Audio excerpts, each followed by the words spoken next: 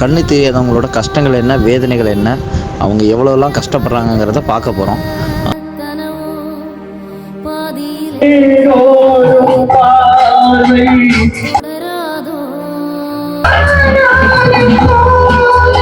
ரெண்டு வாய்ஸ்லயும் பாடுறது ரொம்ப கஷ்டம்.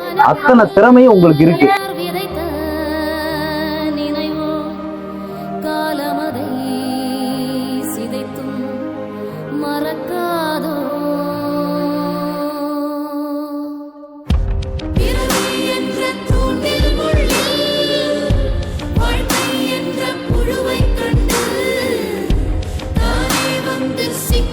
சரியா, கண்ணு தெரியாதவங்க ரொம்ப பாக்கியசாலிகள் என்னைய பொறுத்தளவுக்கு.